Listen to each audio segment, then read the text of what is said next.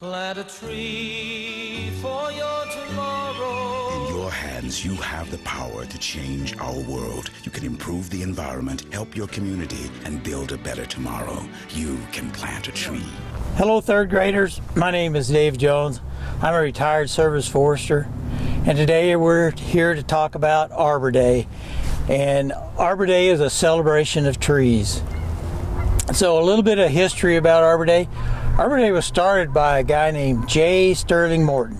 Now, J. Sterling Morton was a newspaper man, and he lived in Nebraska. Now, you know, Nebraska is one of our plain states, and it doesn't have a lot of trees. So J. Sterling was out there to promote trees, and he wrote in newspaper articles all across the state trying to get these trees planted. So on April 10th, 1872, J. Sterling and all of Nebraska planted 1 million trees across Nebraska. Now, today, all 50 states celebrate some kind of Arbor Day, and most countries celebrate Arbor Day.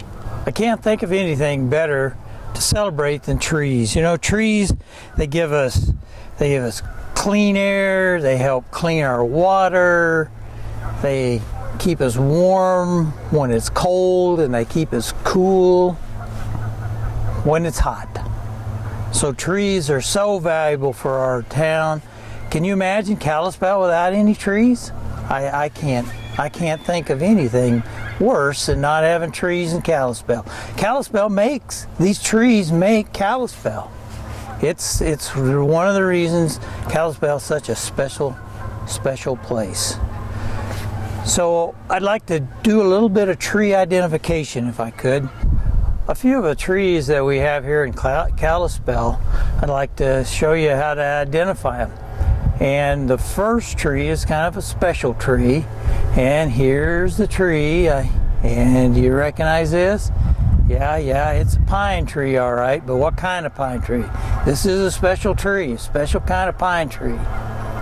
So this is a ponderosa pine. And do you know what's special about a ponderosa pine? It is our state tree. Yeah, it is our state tree. Now then, there's a picture of it, and these are the needles. You see those needles? Now, ponderosa pine has 3 needles per bundle. Now here's a real tree, a little bundle, and it has 3 in it. So it's probably the only 3-needle pine that we have in Montana. So that's a key there. And here's the cones. Now the cones, this one right here is before it throws out its seeds, and this one here is after it's thrown out its seeds, and they'll stay in the tree for a long time. So that's the ponderosa pine. Now this tree is a maple tree. Now we have a lot of maple trees. If you go to the east side of Kalispell, walk the streets in the fall, they're just the beautiful gold color. Now this tree is a Norway maple. Now here is a picture of the leaf, and it's a palmate leaf. It kind of looks like your hand, doesn't it? It's got 5 lobes on this. If you count them, 1, 2, 3, 4, 5. 5 lobes, and that's one of the keys to identifying this tree. We have lots of maples in Kalispell, but this is the more common one. And here is a picture of the leaf, and these right here are the seeds. They got 2 little wings, and in the fall they'll come out of the tree and they'll just kind of flutter down, and they'll find a place to land, and then they might start another tree. Okay, our next tree is a horse chestnut tree. Now I got this picture to show you the shape of this tree. And in the spring, these little white dots, those are flowers. They look kind of like candles. They're big. They're about as big as your hand, and they'll stand up there, and it's a beautiful tree. They're usually white flowers, and they have little pink centers on them. They're just a gorgeous tree. Okay, now this is the seed for the for the horse chestnut, and it's about the size of a golf ball and has little spikes on it, and it'll be up there and it'll be green all year long, and then in the fall it kind of turns brown and it'll split like this, and there's a buckeye in the middle of it. Now if this ever falls on the ground and you step on it barefooted, you will know it, because it will stick you. And here is a picture of the leaf, and it's a beautiful leaf. This is the leaf. Now these are little leaflets on here, but this is all leaf. This is called a compound leaf. So you're going to get a tree today, and it's going to be, look, something like this, and it's going to be a blue spruce, I believe. And you should plant this. The best place to plant this would be outside, out in the yard someplace. Now you don't want to plant it too close to your house, because this tree could get 50 feet tall and 20 plus inches in diameter. And so if you planted it too close, it could encroach on the house. You want to plant it probably about 10 feet away from the house. Don't want to plant too close to a hard fence, because it will just enclose that fence. So I'm going to show you a bit how to plant this tree. Now here's the roots right here, and of course this is the green part.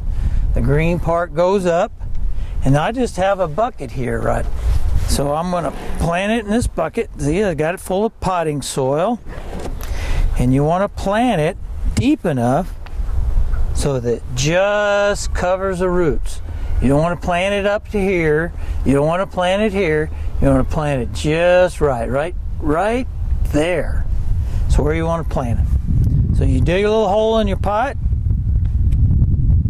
and your dirt, and you kind of firm it up real good. Put it in there like that. And then you take a little bit of water, and you want to just spread that water all around your tree. You want to probably put a good gallon, maybe 2 gallons in a pot like that.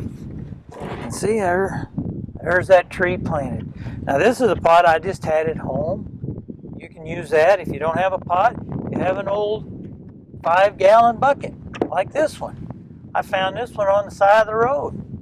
So this would work fine. Now these can work for a couple of years, but eventually you're going to have to put these out in the yard. Now if you don't have a place to put them in the yard, if you go by the city Parks and Rec office, they told me they would plant it for you. So we're here at Woodland Park, and I'm going to show you how to plant the tree out here in this woodland setting. And of course I got my old lucky number 2 shovel here. That's the best thing you can use to plant the tree. And I have a nice piece of ground. It's got some nice soft dirt, and we'll just dig the hole.